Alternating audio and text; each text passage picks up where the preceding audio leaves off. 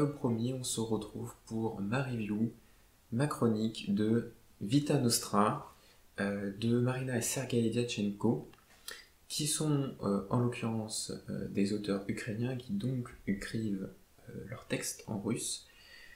Si ce texte a été publié en France en 2019, il est bien plus vieux, en réalité, le texte original, puisqu'il date de 2007. Ce roman est le premier volume d'une trilogie qui, dans son ensemble, s'appelle Les Métamorphoses. Savoir que les 2 derniers tomes sont déjà sortis, mais pas encore publiés en France. Tout du moins, on sait déjà de quoi ça va parler. Ça sera publié évidemment aux éditions Atalante et ils vont continuer la publication. Je sais que le second tome est prévu pour 2021. Quant au 3e tome, je n'ai aucune information. Si vous voulez être informé un peu plus profondément sur la suite, vous trouvez toutes les informations sur internet, c'est facile, vu que de toute façon, vous pouvez même trouver des résumés en faisant des traductions de russe en fait, avec Google Traduction. Quoi qu'il en soit, ce livre, je l'ai reçu pour Noël. Je me suis acheté puisque je l'avais repéré depuis un certain moment. Bon, il a fait parler de lui parce qu'il a quand même gagné 2 prix assez conséquents. Alors, je ne me souviens jamais des titres exacts, mais c'est le prix Imaginal 2020 et le Grand Prix de l'Imaginaire 2020. Les prix qu'il a eus sont tout à fait mérités. Je reviens juste un instant sur le nom, Les Métamorphoses de la trilogie. Ça fait référence au texte éponyme d'Ovide. C'est donc quelque chose qui a été écrit dans cette optique de faire référence à des textes un peu plus anciens, et je reviendrai plus tard dans ma review de ce point-là, de ce titre Les Métamorphoses, qui en fait, même si au début j'étais assez dubitatif, a eu quand même une importance. Le titre est bien choisi de l'ensemble de l'œuvre. Aussi, Vita Nostra, c'est le début d'une citation d'un poème latin. Alors c'est quelque chose comme Vita Nostra brevi est, brevi finitur, ce qui donne en français notre vie est brève, elle finira bientôt. Donc on sait déjà quel sera le titre du tome suivant, ce sera brevi est, et le tome d'après ce sera brevi finitur. C'est issu en fait du Gaudeamus, qui est une sorte d'hymne un peu national, international des étudiants. Alors j'en avais jamais entendu parler, mais je trouve la citation et la suite du poème plutôt jolie, plutôt belle en fait. Et pareil, ça a une importance dans le livre. Bien, alors, juste, si ça ne vous dérange pas, je vais le poser parce que à chaque fois dans les vidéos, je ne sais pas quoi faire des livres. Donc je vais le poser juste là. Je n'ai aucune idée si on va le voir puisque je n'ai pas du tout testé. C'est de l'improvisation, je pense que vous le verrez. J'espère juste que l'éclairage ne va pas faire un effet chelou. Je vais partir sur le résumé déjà pour que vous situiez l'histoire. Hein. C'est quand même le mieux et puis peut-être que ça va vous donner envie de le lire. Je vais évidemment éviter les spoils, que ce soit dans le résumé et après dans mon avis, dans ma critique. Lançons-nous donc dans ce fameux résumé. On commence l'histoire et on la poursuivra avec un personnage que j'adore, qui s'appelle Alexandra Samoukina, à savoir que dans l'ensemble du texte, dans l'ensemble du roman, on la suivra en tant que Sacha, c'est son surnom. J'ai l'impression que les Russes, ou en tout cas dans la culture russe, on a un prénom complet, un prénom formel, et qu'on a après un surnom, un nom un peu plus familier qui va être utilisé par les amis proches. Alors, je ne sais pas comment il est choisi, si c'est lié au prénom d'origine d'ici Alexandra, ou si c'est purement arbitraire en fonction de la personne. Sacha est alors en vacances avec sa mère, donc dans le sud de l'Ukraine, donc des vacances normales, des vacances d'été, il fait chaud, il fait beau, elle va à la plage tous les jours, et à chaque fois qu'elle va à la plage, elle a ce sentiment bizarre d'être observée, d'être scrutée. Puis, un jour, à un moment, elle va remarquer un homme un peu bizarre qui porte des lunettes de soleil tout le temps. Bon, c'est pas bizarre, puisqu'en même temps c'est l'été, mais il porte toujours des lunettes de soleil.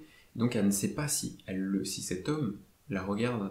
Mais cet homme a effectivement de plus en plus un comportement étrange. Et un jour, il va s'approcher de Sacha et va lui demander, de la façon la plus chelou possible, que toutes les nuits, elle se rende à la plage, qu'elle se déshabille, et qu'elle fasse un aller-retour dans la mer jusqu'à une certaine distance. Et puis qu'elle revienne sur la plage, qu'elle se rhabille et qu'elle rentre chez elle.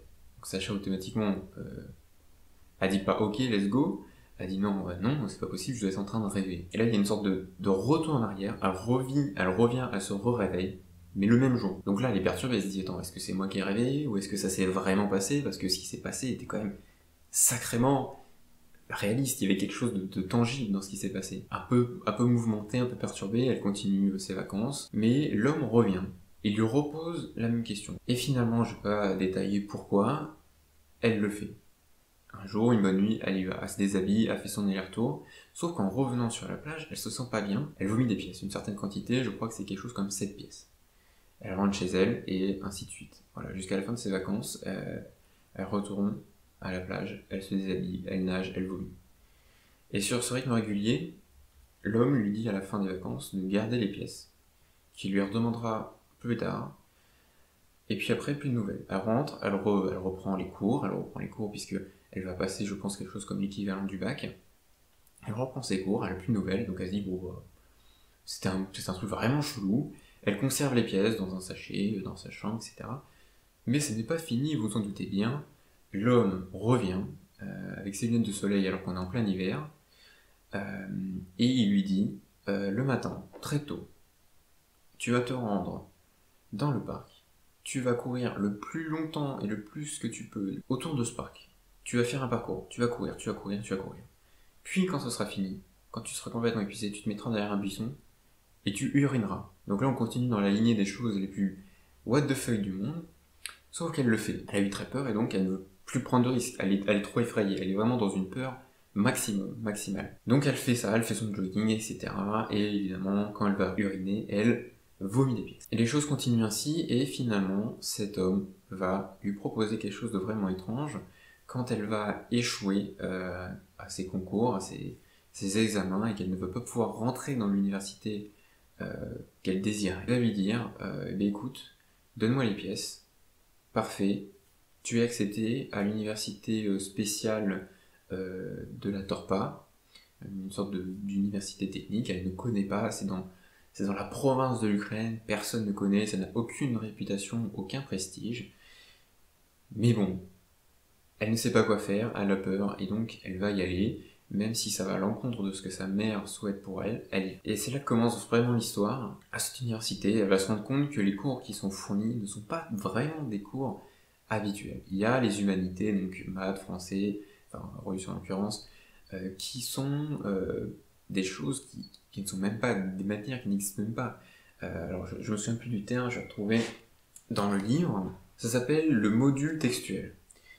Et en fait, c'est des textes avec des symboles très ésotériques qui ne veulent rien dire, mais que les élèves sont obligés de lire, de mémoriser, de réciter et de faire l'effort d'apprendre. Il y avait une description que j'aimais bien à propos de ce module textuel. Les pages avaient jauni, elles étaient écornées, les choix typographiques étaient ceux de tous les manuels scolaires. Elle commença la lecture et trébucha dès la première ligne. Mot après mot, paragraphe après paragraphe, le livre ne contenait que du charabia.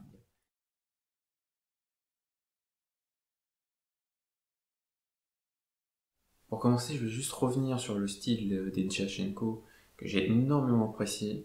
Je l'ai trouvé original et innovant. Enfin, pour moi qui découvre des auteurs ukrainiens, j'ai trouvé qu'il y avait quelque chose, un petit truc de différent et qui ressortait extrêmement bien. Le style est pour moi ultra précis. Il y a quelque chose de très rigide, c'est froid, les descriptions sont assez froides, enfin, il n'y a pas trop d'émotion, mais c'est extrêmement scientifique. Il y a quelque chose de très cartésien dans la façon de présenter les événements que j'ai beaucoup apprécié. Parce qu'en même temps, ça permet de vraiment bien comprendre ce qui se passe, parce que le texte est tellement lourd en termes pour moi de contenu, je trouve qu'il y a énormément d'implicite. Il y a beaucoup de messages sous-jacents, à vrai dire que certains je n'ai toujours pas compris, il va être nécessaire de le relire. C'est le genre de livre qui a besoin d'être relu 2-3 fois pour vraiment le comprendre dans son entièreté. Si par exemple j'avais noté, je crois, la page 124 par là, il y a tout un passage sur l'allégorie de la caverne de Platon qui est cité d'ailleurs, mais qui est revu et qui est réexpliqué du point de vue de la thèse des auteurs. La thèse des auteurs qui est celle que la peur et la souffrance sont deux choses nécessaires pour se dépasser et pour se métamorphoser. Les métamorphoses, justement, j'ai noté plusieurs métamorphoses, en fait, plusieurs sortes de métamorphoses. La première, c'est la métamorphose psychologique et métaphysique que subit Sacha, puisque tout au long du récit, elle va se métamorphoser, elle va évoluer du point de vue de sa compréhension du monde, de sa compréhension, mais plus que du monde. C'est vraiment que ce qu'elle subit lui fait voir un paradigme totalement différent, totalement qui va plus loin que la vision classique. De cette première métamorphose va découler une métamorphose plus propre, enfin plus proche de la définition du mot métamorphose, qui est celle d'une transformation physique, sur laquelle je ne vais pas m'étaler pour ne pas vous spoiler. Puis encore une autre métamorphose qui est due au fait que Sacha est une jeune adulte, elle a 17 ans, 18 ans, qu'elle grandit. Et donc que dans ses interactions avec les autres, elle se découvre elle, c'est-à-dire à travers ses premières relations sexuelles, à travers des relations amoureuses, ce qu'elle n'avait jamais jusqu'alors vécu. Donc c'est comme vous comprendrez, hein, ce roman est un roman initiatique, c'est un roman du passage de l'enfance à l'âge adulte, même parce que bon, maintenant on considère qu'il y a un intermédiaire qui est l'adolescence, mais l'adolescence est un sujet assez récent, je crois. Et donc ça m'amène à quelque chose que j'ai beaucoup aimé, qui fait que j'adore ce livre, c'est les personnages. Si l'intrigue est bien construite, si on sent qu'il y a un énorme fil conducteur, il y a plein de petits fils secondaires. Voilà, les personnages sont bien écrits, ils ont chacun leur identité, une identité qui évolue, mais qui de nature reste la même. Parce que dans ce livre, vous allez vous rendre compte que la nature des personnes est très importante. Je ne veux pas revenir dessus, mais chacun a une essence propre. Mais même s'il change, s'il évolue, ils suivent toujours une sorte de même credo. Une sorte de credo inconscient, qui est vraiment intéressant d'ailleurs. La façon dont c'est expliqué, je trouve magnifique. Magnifique. Enfin, même le paradigme, en fait, ce que veulent montrer les professeurs à ses élèves, est juste magnifique. Pour ce qui est des professeurs et de l'atmosphère qui est incroyable du livre, c'est lié aussi un peu à la plume des auteurs, qui parfois vont te présenter des choses extrêmement banales, parfois raconter des choses incroyablement glauques et effrayantes. Les professeurs, ils sont étranges. On se doute quand même, nous, en tant que lecteurs, même si nous aussi on subit une métamorphose parce qu'on comprend des choses, etc. Ils ont un côté très ultra réconfortant, ils sont très pédagogiques. Puis il y a des moments où ils pètent des plombs, ils te racontent des trucs, ils donnent des punitions horribles, ils n'hésitent pas à faire pression sur les élèves, vraiment des pressions horribles, hein. Ça passe par le viol quand même, enfin genre c'est des pressions quoi. C'est quand même des sacrées pressions et ils sont assez effrayants. Pour les personnes sensibles sur ce genre de choses, faut mieux être prévenu. Bon, vous voyez dans mes notes, j'ai noté, je vous le répète, je vous le lis parce que j'aime bien la phrase que j'ai écrite. J'ai dit « J'aime cette atmosphère crépusculaire, pesante et sournoise qui tend à vouloir s'éclaircir en cherchant à exprimer une idée qui m'est encore floue. » Voilà, donc là j'étais à la moitié du roman. Mais voyez, il y a des choses magnifiques dans ce livre. Je vous le conseille fortement. Parce qu'il dégage quelque chose. C'est un livre qui a vraiment une âme. Il a un corps physique, il est bien écrit, il est propre, etc. Mais vraiment, il y a une âme derrière. Il y a un truc, vous voyez, il y a un truc, mais moi j'arrive pas à mettre des mots encore dessus, mais il y a un message derrière. Il y a plusieurs messages. Je vous ai déjà parlé de la thèse de la peur et de la souffrance, qui est pour moi l'élément principal de l'ensemble du roman. Donc je vais vous donner une petite citation pour conclure la vidéo, qui est, je trouve, magnifique. Bon. C'est page 393 de cette édition. De toute façon, il n'y a pas 36 éditions de ce livre, donc page 393. L'amour n'est pas l'excitation qu'on éprouve pour une personne, mais la crainte qu'il lui arrive malheur. Voilà. Sur ce, je vous remercie d'avoir regardé la vidéo. N'hésitez pas à laisser un pouce bleu et à vous abonner.